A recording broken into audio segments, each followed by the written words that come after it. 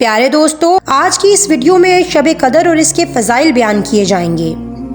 اس کے ساتھ ہم آپ کو اس ویڈیو میں آج یہ بھی بتائیں گے کہ شب قدر میں کون کون سے نوافل پڑھنے چاہیے اور شب قدر کی نماز کس طریقے سے ادا کرنی چاہیے۔ لیلۃ القدر رمضان المبارک کی آخری 10 تاک راتوں میں سے ایک نہایت بابرکت رات ہے، جسے شب قدر یعنی قدر اور برکت والی رات کے نام سے بھی یاد کیا جاتا ہے۔ اللہ تعالیٰ کا فرمان ہے کہ جو شخص ایمان اور ثواب کی نیت سے شب قدر کا قیام کرتا ہے، اس کے پچھلے گناہ معاف کر دیے جاتے ہیں۔ اسی طرح قرآن مجید میں اس رات کا بیان سورہ قدر میں بیان کیا گیا ہے، جس کا ترجمہ یہ ہے کہ بے شک ہم نے قرآن مجید کو قدر کی رات میں نازل کیا۔ قدر کی رات 1000 مہینوں سے بہتر ہے۔ اس رات اپنے رب کے حکم سے فرشتے نازل ہوتے ہیں، ہر طرح کا امر، خیر اور سلامتی لاتے ہیں، حتیٰ کہ یہ سلسلہ طلوع فجر تک جاری رہتا ہے۔ قرآن مجید کے نزول کے بارے میں بعض مفسرین کی رائے یہ ہے کہ نزول قرآن کا سلسلہ اسی رات شروع ہوا۔ بعض کہتے ہیں کہ یہ بتدریج فرشتوں کے ذریعے وحی کے ذریعے نازل ہوتا رہا۔ حضرت عائشہ رضی اللہ تعالیٰ عنہا، حضرت عبداللہ ابن عباس رضی اللہ تعالیٰ عنہ کی روایت کرتا احادیث میں بیان کیا گیا ہے کہ یہ شب قدر رمضان المبارک کے آخری 10 دنوں میں کوئی رات ہے۔ غالباً کسی معین رات کا واضح طور پر اللہ تعالیٰ کی طرف سے ذکر نہیں کیا گیا، اس لیے کہ لوگ شب قدر کی فضیلت سے فائدہ اٹھانے کے لیے صرف ایک ہی رات پر اکتفا نہ کریں، بلکہ مختلف راتوں میں اس کی تلاش جاری رکھیں اور عبادت کرتے رہیں۔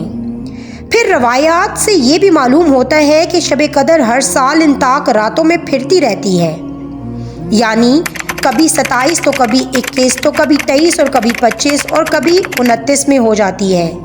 صرف امام شافعی فرماتے ہیں کہ یہ رات گھومنے والی نہیں بلکہ معین ہے۔ حضرت محمد صلی اللہ علیہ وآلہ وسلم کا ارشاد مبارکہ ہے کہ میری امت میں سے جو مرد یا عورت یہ خواہش کرے کہ میری قبر نور کی روشنی سے منور ہو جائے تو اسے چاہیے کہ ماہ رمضان کی شب قدر میں کثرت کے ساتھ عبادت الہی بجا لائے، تاکہ اس رات متبرک کی عبادت سے اللہ تعالیٰ اس کے نامہ اعمال سے برائیاں مٹا کر نیکیاں عطا کر دے۔ شب قدر کی عبادت 70,000 شب کی عبادتوں سے افضل ہے۔ 21ویں کی شب کو 4 رکعت نماز اور 2 رکعت سلام سے پڑھیں۔ ہر رکعت میں سورہ فاتحہ کے بعد سورہ قدر ایک بار تلاوت کر کے اور 1 مرتبہ سورۃ اخلاص پڑھیں۔ پھر جب سلام پھیریں تو 70 مرتبہ درود پاک پڑھیں۔ نہایت خوش و خضوع کے ساتھ ہی نماز بجا لانے سے اللہ تعالیٰ نمازی کے تمام گناہ معاف کر دیتا ہے اور اگلے سال تک اس پر اپنی خاص رحمتوں اور برکتوں کا نزول فرماتا ہے۔ پیارے دوستو، 23ویں شب کو 4 رکعت نماز 2 سلام سے پڑھیں اور ہر رکعت میں سورہ فاتحہ کے بعد 1 بار سورۃ قدر اور 3 بار سورۃ اخلاص کی تلاوت کریں۔ بعد از نماز درود و سلام اور استغفار کثرت سے پڑھیں۔ رمضان المبارک کی 25ویں رات کو 4 رکعت نماز 2 سلام سے بجا لائیں۔ سورہ فاتحہ کے بعد سورۃ قدر ایک بار اور سورۃ اخلاص 5 مرتبہ ہر رکعت میں پڑھی جائے۔ سلام کے بعد کلمہ طیبہ 100 مرتبہ پڑھا جائے اور 70 دفعہ استغفار پڑھیں۔ یہ نماز اور اعمال قبر کے عذاب سے نجات کے لیے افضل ترین درجہ رکھتی ہیں۔ 27ویں شب کو 12 رکعت نماز 3 سلام کے ساتھ پڑھی جانی چاہیے۔ ہر رکعت میں سورہ فاتحہ کے بعد 1 مرتبہ سورہ قدر اور 15 مرتبہ سورۃ اخلاص کی تلاوت کی جانی چاہیے اور سلام پھیر کر 70 مرتبہ استغفار پڑھنا چاہیے۔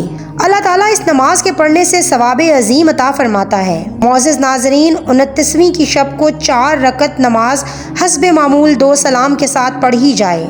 ہر رکعت میں سورۃ فاتحہ کے بعد 1 مرتبہ سورۃ قدر اور سورۃ اخلاص 3 مرتبہ پڑھے جائیں۔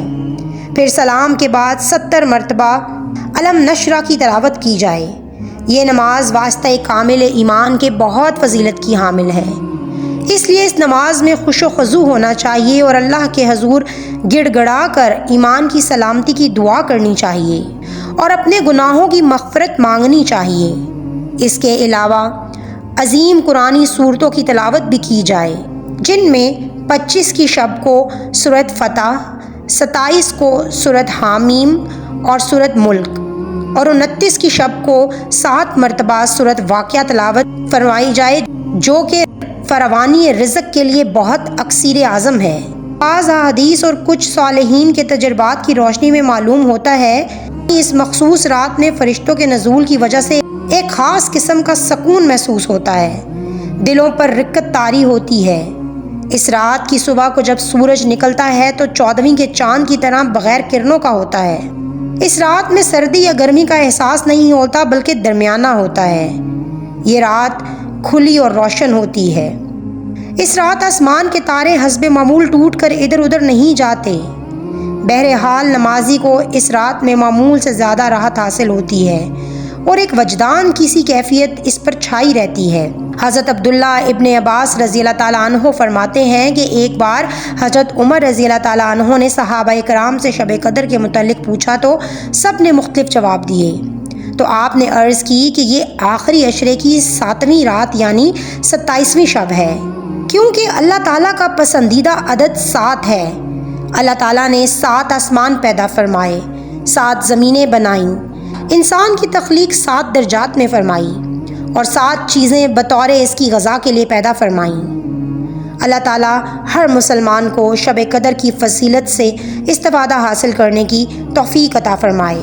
آمین ثم آمین یا رب العالمین۔